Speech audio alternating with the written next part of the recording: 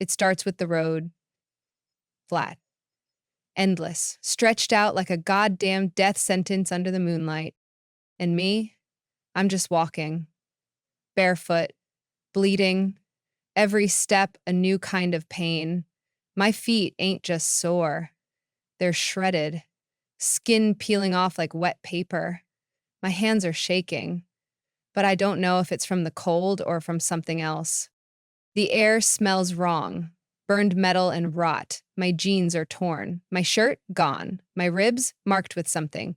Circular burns, perfect, precise, like a goddamn brand. I don't remember how I got here, but I know I wasn't alone.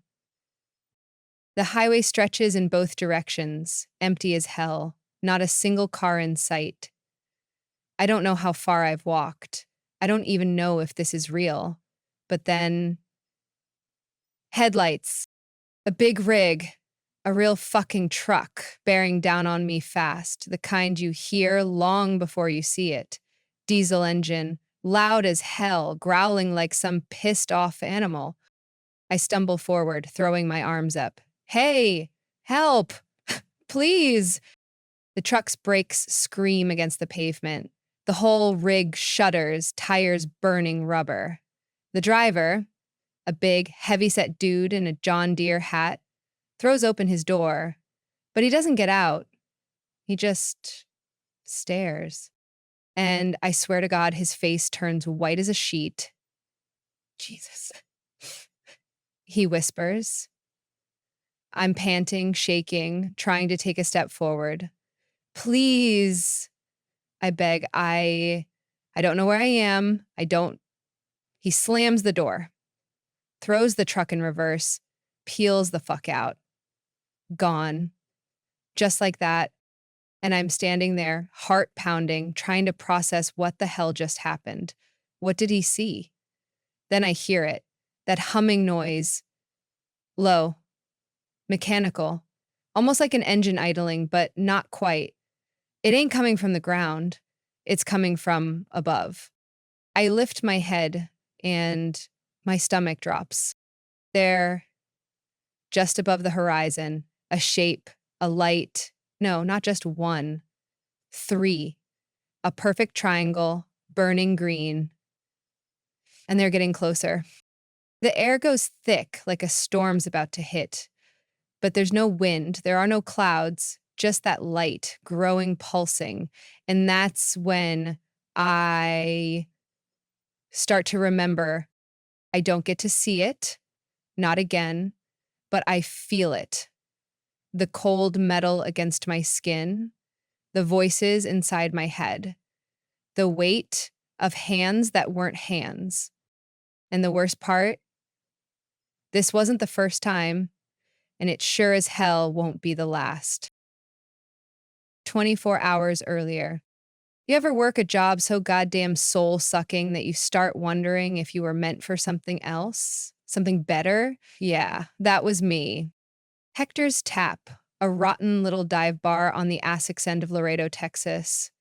Dim lights, dirty floors, and a clientele that smelled like gasoline and bad decisions. The kind of place where the beer's always warm and the whiskey's always cheap. Not because it's meant to be, but because Hector didn't give a damn about replacing the busted fridge behind the bar. That night, it felt like every other night. I was behind the bar, cigarette hanging from my lips, wiping down a sticky counter that hadn't been truly clean since the ADS. The regulars were here, like always. Luis, the old trucker who drank like he was trying to forget something big. Maria, the pool shark who'd hustle you for every last dime and laugh in your face about it. And then there was Eddie. Eddie was the kind of guy who had one too many conspiracy theories and not enough teeth. He lived out in a trailer past the outskirts, came in every night ranting about aliens, government cover-ups, and some shit about the sky not being real. Tonight he looked shaken. Jen, he rasped, leaning in over the counter, eyes darting toward the door like someone was listening. They're back, I sighed, flicking the ash from my cigarette into a full tray. Eddie, I swear to God, if you're about to start in on the lizard people again, I'm charging you double. But he wasn't laughing. His hands were shaking. I saw him, he whispered. The lights. The green ones. Over the highway. That got my attention. Not 'cause I believed him. Hell no. It was just Eddie had told a lot of crazy shit over the years, but he'd never looked scared before. Same spot? I asked. He nodded. Near mile marker 347? He gave another nod. Then his voice dropped to something almost too quiet to hear. They don't just take you once, Jen. They come back again and again until you ain't you anymore. I rolled my eyes, slamming a fresh beer in front of him. Eddie, maybe you just need a break from the tinfoil hat shit. Go watch a game, drink a beer, talk about something normal for once. He didn't touch the beer. He just sat there, hands trembling, staring at the bubbles rising to the surface. That's when I saw him, a man in black, sitting alone in the darkest booth in the back. I hadn't seen him come in, didn't recognize him, and trust me, in a bar like Hector's, you knew every face. But this guy, he was new, and he was staring right at me. Tall, clean cut, suit way too nice for a place like this. He wasn't drinking, just sitting there, still as a statue, like he was waiting for something or someone. And the worst part, he didn't blink. I felt something cold crawl up my spine. I turned back to Eddie, but the old bastard was already getting up, grabbing his keys, mumbling about needing to go home. He barely made it to the door before the wind hit, a sudden gust, rattling the neon sign outside, making the whole damn building groan. Storm coming? Maybe. Or maybe something else. I turned back to the booth. The man was gone. Just like that. And that's when I should have left. Walked right out that door and never looked back. But I didn't. Instead, I grabbed my keys, finished my shift, and when the last of the regulars stumbled out into the dark, I locked up, climbed into my truck, and drove straight into a nightmare. The desert was empty, nothing but the stretch of road, the hum of my truck's engine, and the endless dark. Hector's was about 10 miles behind me when my radio started acting up. I heard nothing but static. At first, I thought it was just a dead zone, but then I heard a voice that called my name. Jen! I jerked, nearly swerving off the road. The voice was distorted, warped, like it was coming from inside my own head. I reached for the dial, twisting it, trying to change the station, but no matter where I turned, the static stayed the same. Then I heard humming, low, deep, mechanical humming. And that's when my truck died. Everything shut down. Lights, engine, even the goddamn clock on the dash. One second I was cruising along just fine. The next I was coasting to a dead stop in the middle of the highway. I sat there gripping the wheel, my pulse hammering. Then, far ahead near the horizon, I saw them. 3 perfectly spaced orbs, burning green, getting closer. I tried to move, to start the truck, to do anything, but I couldn't. My arms, my legs, they weren't working, like something was holding me in place. And then the sky split open. A blinding white light swallowed everything. And the last thing I remember before everything went dark, the man in black standing in front of my truck, smiling.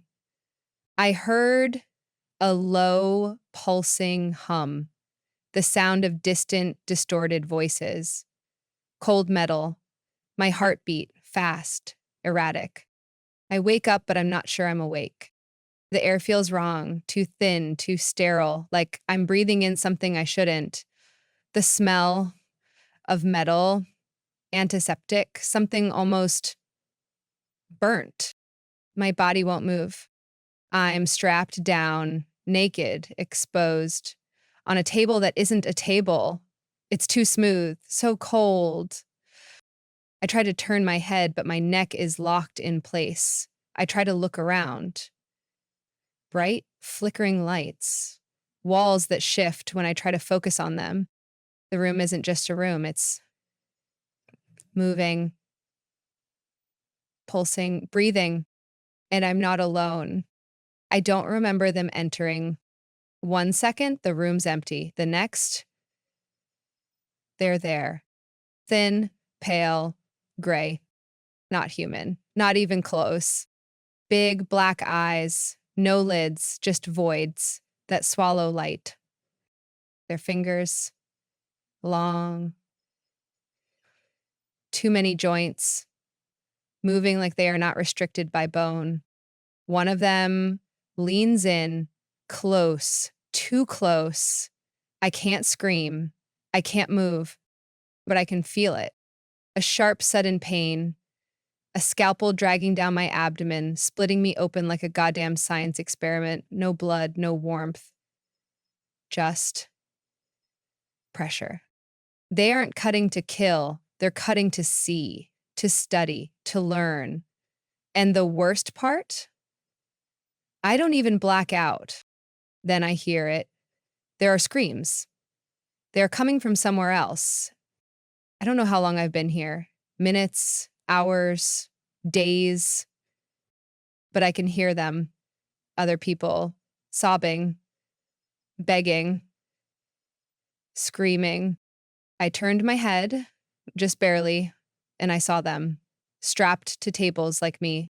A man, maybe mid-40s, fat, balding, trembling like a kid lost in a nightmare. A woman, younger, blonde, wearing what's left of a dress that looks like it was nice once. Neither of them are moving right, not struggling, just twitching, like puppets with broken strings. Then I see her, the girl in the corner. She's curled up, shaking. She's not on a table, just on the floor. Her mouth is moving, but no sound is coming out. Her skin looks wrong, patchy, stretched, like someone started peeling it away and decided to stop halfway through. Her eyes find mine, and then she starts convulsing. Her bones snap, not like a seizure, not random, deliberate, like something inside her is reshaping her. Her body twists, bends in ways the human body ain't meant to. And I realize she's not screaming because she's scared. She's screaming because she remembers. Then I hear something inside my head. They're talking to me, not with words, with thoughts, cold, hollow, like voices bouncing off the inside of my skull. You are not ready. The pain vanishes. I breathe, shallow, fast. My body is not mine anymore. I feel a needle sliding into the base of my skull. Something crawls under my skin. Then I heard a voice say, "You will be prepared." All of the sudden, I see flashes, a desert highway, a man in black smiling, a woman screaming in the dark, and then I see myself standing outside of my truck, looking up, but something's wrong. I see my own body not moving and not breathing, and I don't look alive. I hear a noise out of nowhere, and I wake up, but I'm not strapped down anymore. I'm standing, barefoot, shaking, the cold metal floor humming beneath me, and standing right in front of me, Agent Duval, the man from the bar, the man who was watching me, but he don't look like himself anymore. His suit's perfect, not a wrinkle, not a speck of dust, but his face looks weird, his skin too smooth, his mouth too still, his eyes black, but he smiles just like he did before. Welcome back, he says, and I swear to God, his lips don't move when he says it. I stumble backward, but the walls shift and closes in. Where, where am I? My voice comes out raw, broken. Duval tilts his head, just slightly, like he's mimicking something he saw once. You already know, he says. I shake my head, heart pounding. I don't understand. He takes a step forward, not walking, gliding. And suddenly, I can't breathe again. Jen, he says, softer this time. You were chosen. My stomach drops. Something in my head clicks. Memories rushing back all at once. Flashes of other times, other places. This is not my first time here, and it won't be my last. They had taken me before, and they put me back, and I had forgotten all about my abductions. When I close my eyes and try to think back, I see the lights, the ship, the green glow burning into my brain. I see myself standing on the highway, same spot, same position, over and over and over, hundreds of times, thousands. And then I see the real horror. I see what happens when they're done. They don't let you go. They make another you. And the real you stay here, buried in the dark, locked in this floating metal prison until there's nothing left of you. And I realize the woman they put back, the one who woke up on the highway, she wasn't me. I never left, and I never will. All of a sudden, I find myself back on the ship. My vision is hazy. I don't remember breaking free. 1 second, I'm strapped to that freezing metal table, helpless, exposed, screaming without making a sound. The next, I'm running. My feet slap against the cold floor, slick with something I don't want to think about. The air is thick, heavy, unnatural, like it's not meant for me. Every breath burns. I don't know where I'm going. I just know I have to move. The hallways shift. The walls around me aren't walls. They're alive, pulsing, breathing. They move when I move. No doors, no windows, just long, stretching corridors that don't follow the rules of physics. I turn a corner, but I don't feel like I've turned at all. Everything looks the same. Endless black and metallic blue, glowing lines running along the walls like veins. I stop, chest heaving, and then a sound. A clicking, sharp, deliberate sound coming from behind me. I didn't want to turn around. I don't want to. I know what's there. It's them. I start running again. My legs feel weak, like they've forgotten how to move, but I push through the pain, through the dizziness, through the weight pressing against my skull. The air around me shimmers. The halls shift. 1 second, I'm in a narrow corridor. The next, a wide open space with no ceiling, just endless black above me. The clicking is faster now, closer. I risk a glance over my shoulder, and I immediately regret it. They aren't running, they're gliding, moving without moving. Their eyes, black, empty voids, lock onto mine.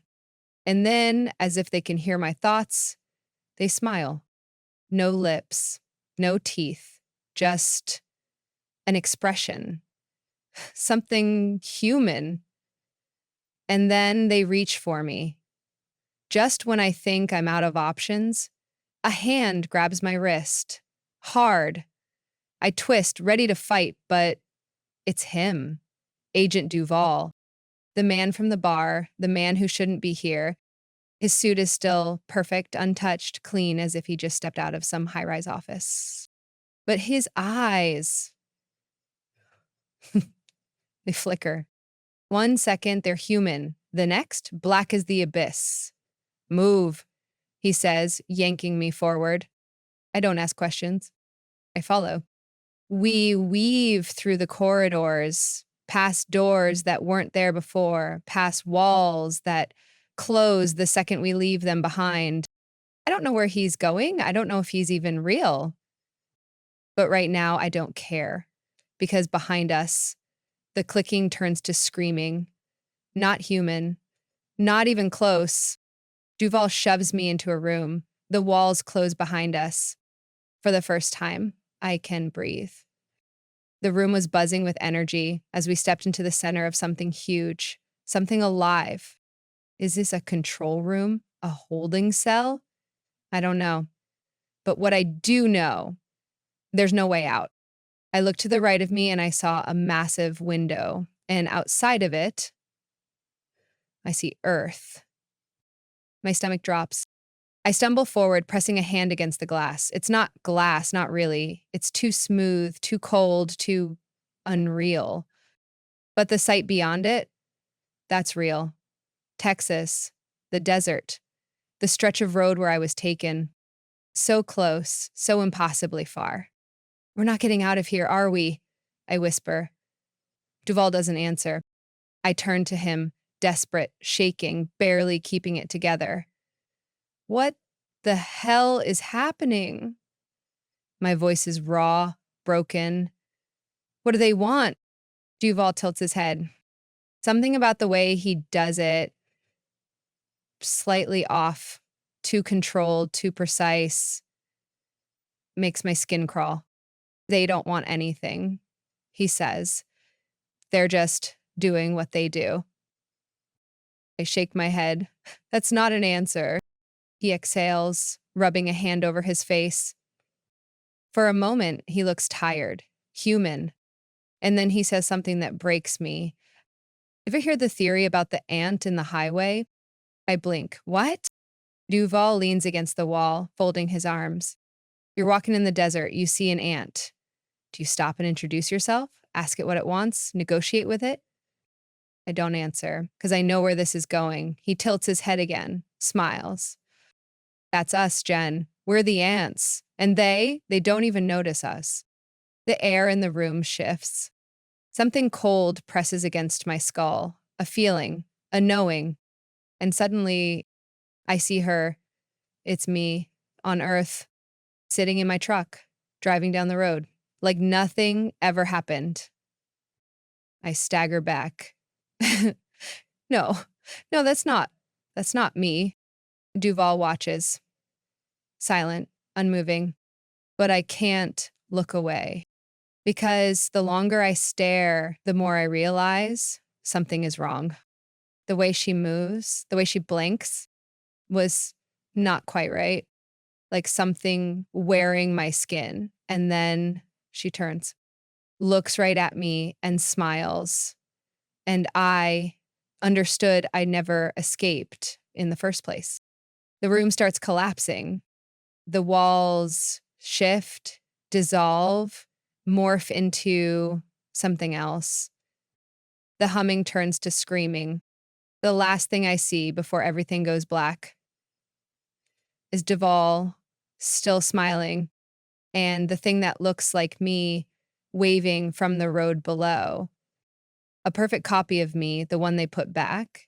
And the real me, I stay here, trapped forever, like a lab rat.